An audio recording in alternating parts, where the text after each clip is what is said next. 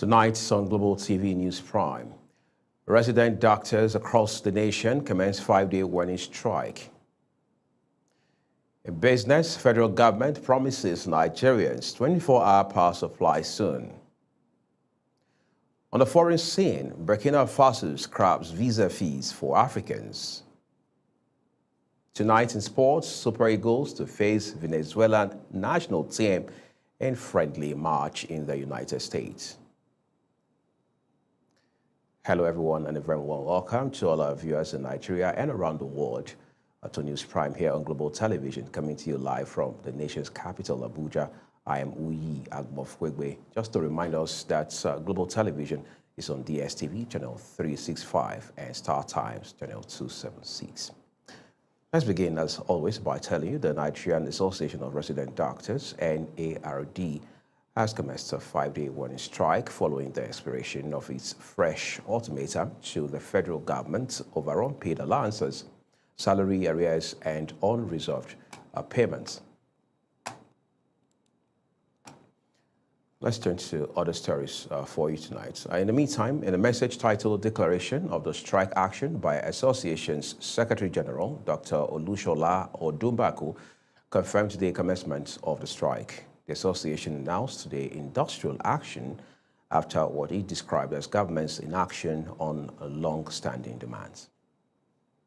Border security remains one of the Nigerian biggest challenges, fueling internal crisis and cross-border crimes. The Inspector General of Police, Kayode Egbetokun, directed all commanders of border patrol base to strengthen patrol and file detailed monthly reports on their activities. Egbetokun emphasized that strong border security is vital to national safety and regional stability, urging personnel to return to their duty posts with renewed commitment. This report must highlight, at the very least, your successes in intercepting arms and ammunition, seizing narcotics and other contraband, and disrupting human trafficking. Sincere apologies for that mix-up there. Let's just go back to our earlier story. The Nigeria Police Force says it is intensifying measures to secure the country's porous borders, describing the task as critical to curbing arms smuggling, drug trafficking, and human movement by criminal networks. Inspector General of Police Kayode Egbetokun made this known at a strategic meeting with commanders of Border Patrol Base in Abuja. Security correspondent Kikelomo Okere has more. The Commissioner of Police FCT, Commander Ajao Adewale, says the launch of View Against Crime International is aimed at tackling crime in Nigeria through cultural reawakening, advocacy, and community involvement in a bid to build a safer and more resilient Nigeria. Can reinvent.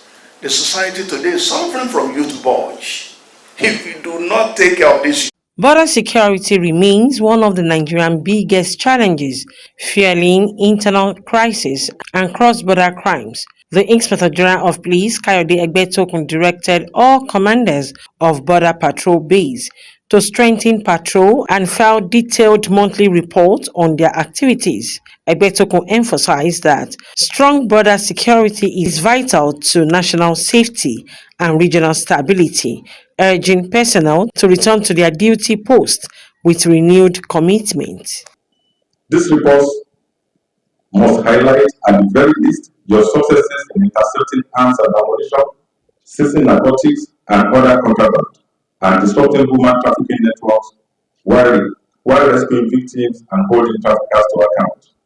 The police boss says the force is investing in surveillance system, drone technology, and data analysis to improve border management, assuring that officers will be adequately equipped to meet the task.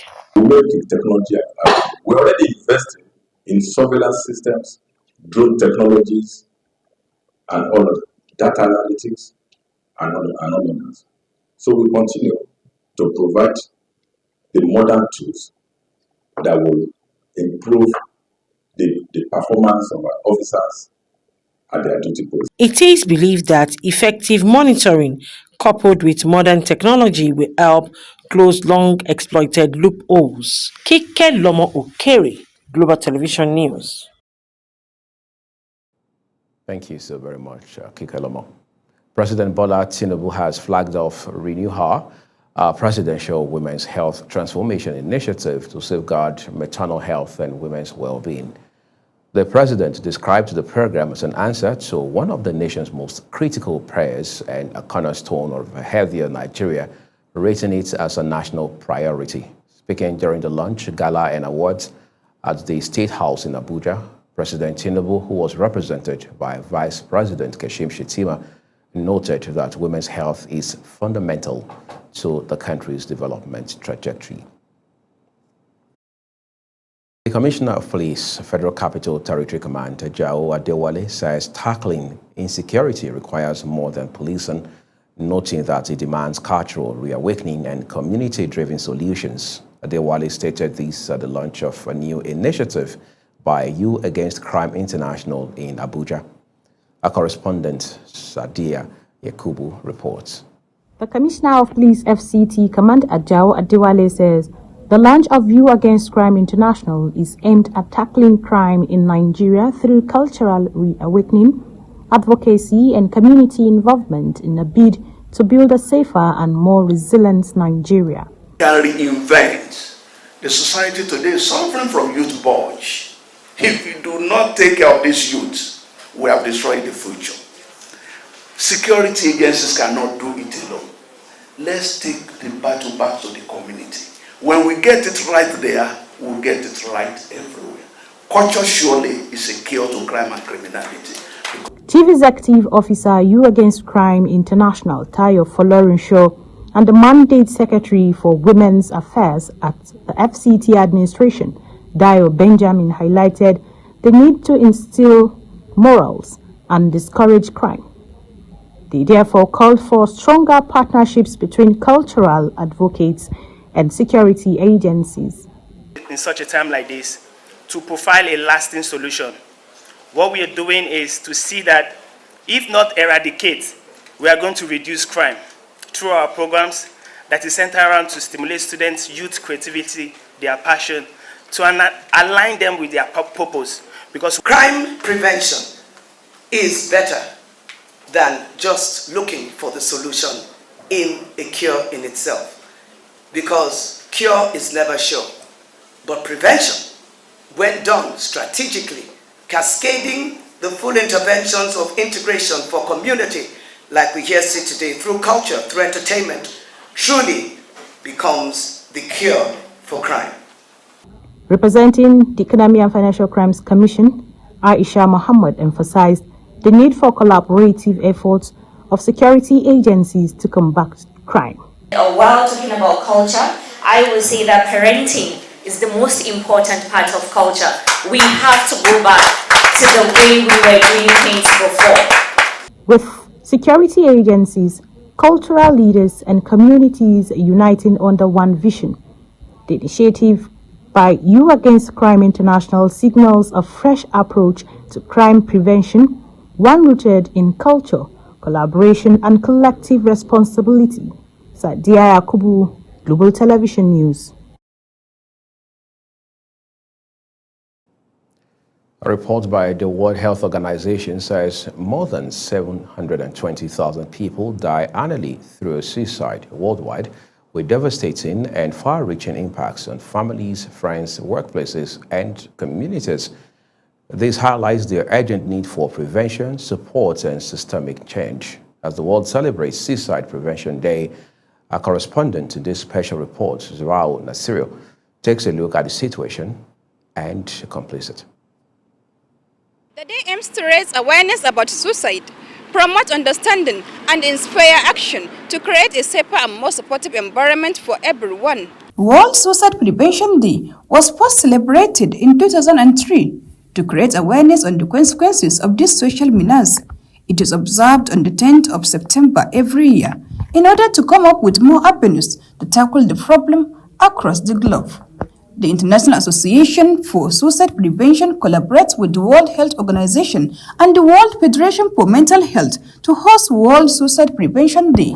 In an exclusive interview with Global Television, a consultant psychiatrist with Federal Medical Center Abuja, Dr. Garba Itofa Yahaya, listed depression, drug abuse and anxiety disorder among factors that lead people to commit suicide. Factors that might make an individual contemplate or decide to take their life is multifactorial. Yes, it's multifactorial. So having a mental illness like depression is a factor.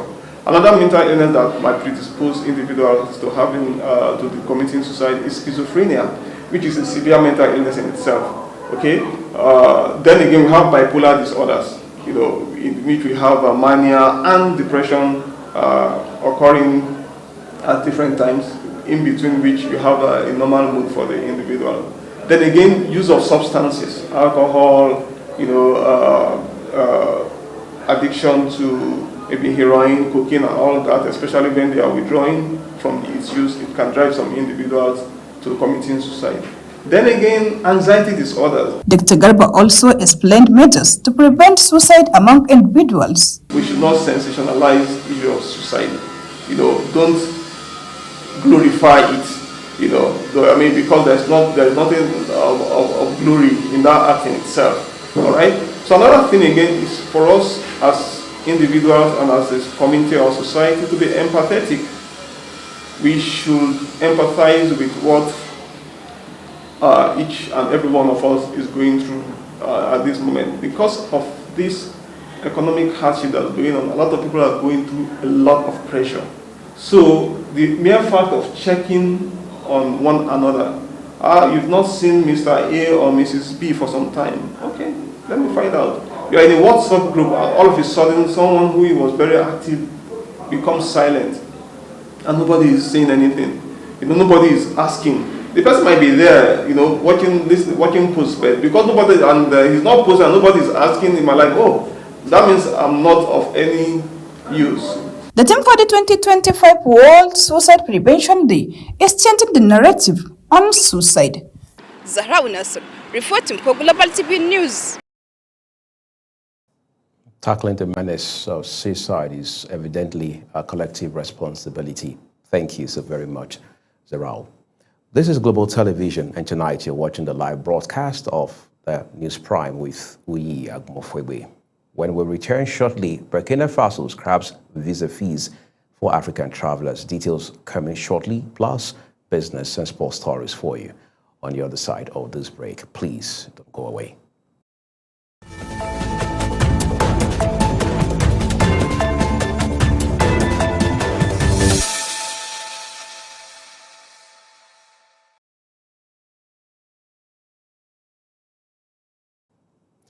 Well, thank you so very much for staying with us, everyone. The second part of this news broadcast tonight now returns with business.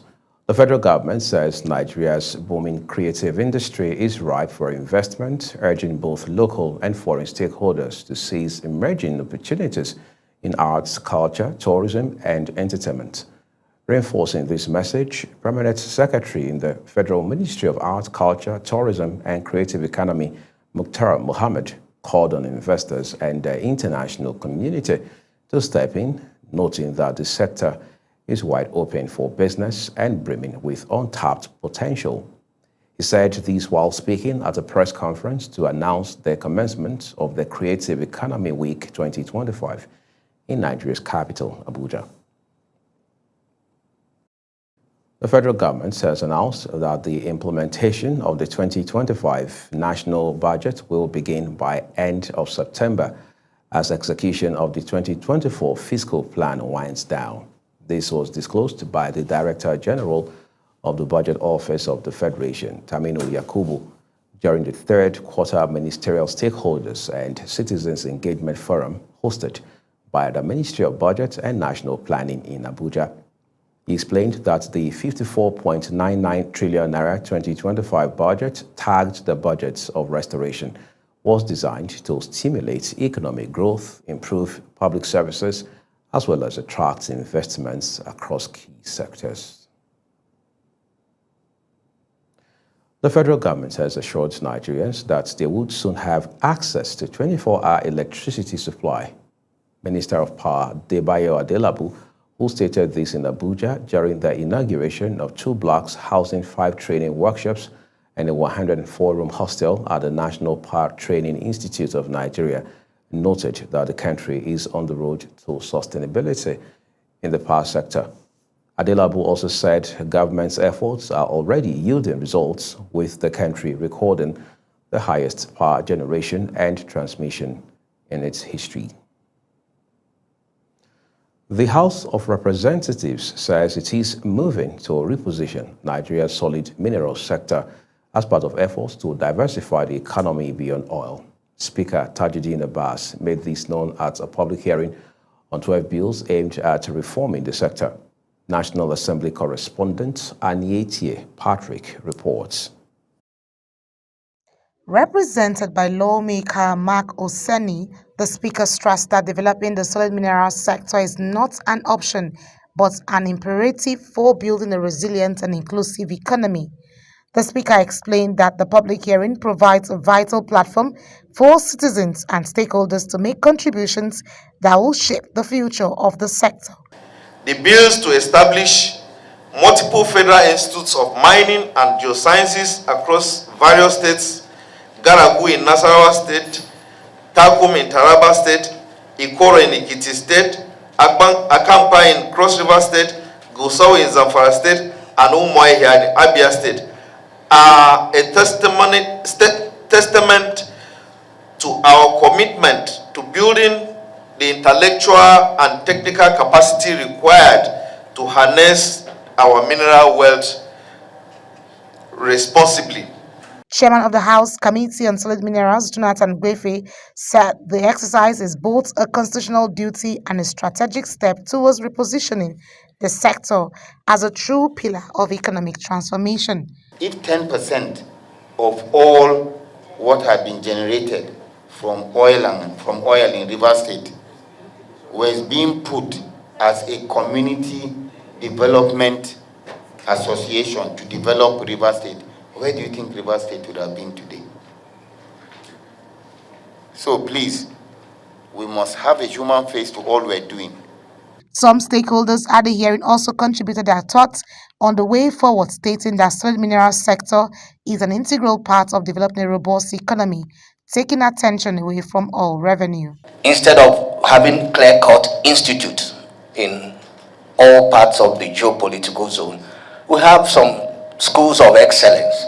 Take, for instance, in Jos, where you have the University of Jos. And University of Jos has a department of mining and geology. And you make this research and development and skills acquisition a major input, not just from government, but from even operators in the industry. Community Development Commission, to me, it's not going to really help the mining sector itself, because it's like putting more obstacles in the path of investment in this sector. Lawmakers insist that input from stakeholders will be key in refining the bills into forward-looking legislation capable of harnessing Nigeria's mineral wealth for national development. Anietie Patrick, reporting for Global TV. Well, thank you, Anietie. Let's go to the foreign scene now. The government of Burkina Faso has announced the removal of visa fees for all African nationals as a step to strengthen Pan-African solidarity and encourage the free movement of people and goods. Minister of Security Mamadou Sana disclosed the policy shift after a cabinet meeting presided over by the country's military leader, Captain Ibrahim Traoré. He, however, clarified that travelers will still be required to submit an online application for approval prior to entry. The United Nations High Commissioner for Human Rights, Volker Turk, has voiced alarm at escalating violence in Nepal, where youth protesters set fire to parliament after a brutal police crackdown that left at least 19 dead. Speaking in a video statement, Turk made clear that dialogue is the best and only way to address the concerns of the Nepalese people.